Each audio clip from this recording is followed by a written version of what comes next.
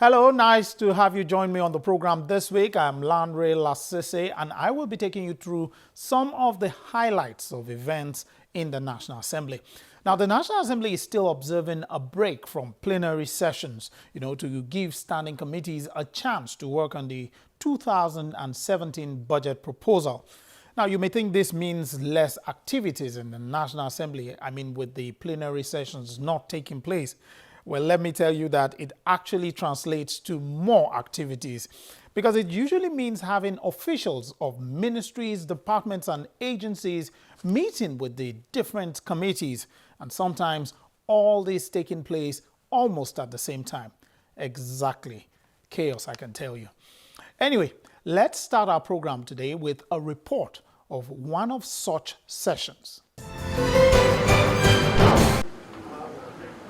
The Minister of Works, Power and Housing, arriving to face the House of Representatives Committee on Works, is here to defend the 2017 budget allocation of the Ministry of Works. But he begins by outlining how the ministry performed with the 2016 budget. There is no state in the country out of the 36 states, there is not one state, to the best of my knowledge, where one road project or the other is not going on. He, however, highlights the need to amend the country's procurement process. Let me also speak to the procurement process. It is too long for a nation that has this backlog of infrastructure to fill. The process is too long. It takes too much time. And we need to shorten that time. And we've made this point, and the Senate has indicated that they have passed the amendment and that they were not sure what the position is with the House. Because, first of all, that law insists that we cannot mobilize contractors by more than 15%. In an economy in recession, that number has to increase. It's the only lawful way to spend more money. Increase the mobilization fee. And it means that contractors will demand more materials, more wood, more sand, more gravel, and that will mean more production. We must do that. And then the time for procurement, adverts, I think it's 6 weeks. The next stage is too long because we have this weather cycle constraint. Meanwhile, in another part of the assembly, the acting chairman of the Economic and Financial Crimes Commission is before the House Committee on Financial Crimes as part of the ongoing budget defense process. He outlines some of the challenges facing the commission. Length of time it takes court to conclude cases remain a source of concern. Of course, one of our greatest challenges is corruption fighting back. He says the commission is, however, making some impact.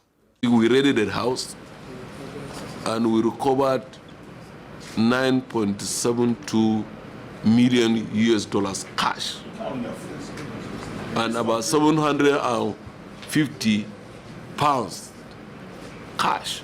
750,000 pounds.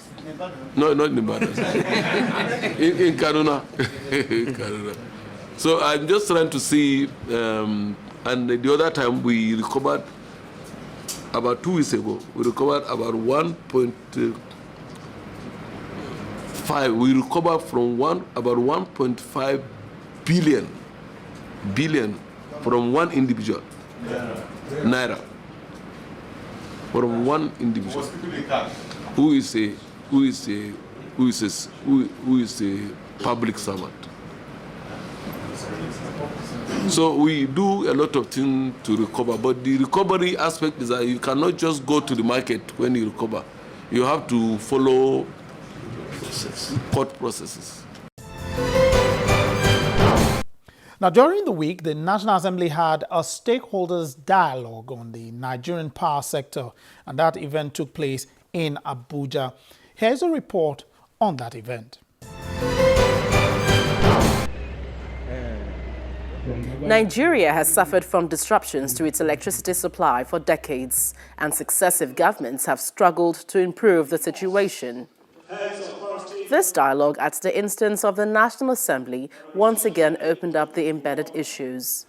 The Senate's president very clearly criticized how the power sector was privatized. We sold the discos, some cases to individuals and parties who had no idea or any business in being in the power distribution business. Licenses were issued based on chronism rather than capital adequacy, market express, and capacity to deliver. On government side, agreements were faulty and transaction integrity had the imperative. The Speaker of the House of Representatives had more questions begging for answers. He noted that it appeared the more resources committed to the sector, the more darkness. Perhaps the most important question will be what happened to the 2.74 trillion naira spent on the power sector between 1999 to 2015. Not oblivious to the challenges, the Minister of Power urged for speedy legislative interventions as generation hovers around 3,000 megawatts. There's also a process of trying to address some of the liquidity challenges that is currently going on to pay the gencos so that they can also supply, they can also settle their liabilities to the gas suppliers. So these, of course, are issues that will concern appropriation and the exercise of legislative powers that will be coming to Parliament. We need to have skilled people who understand their sector and not people based on federal character or quota system to run some of the regulatory bodies.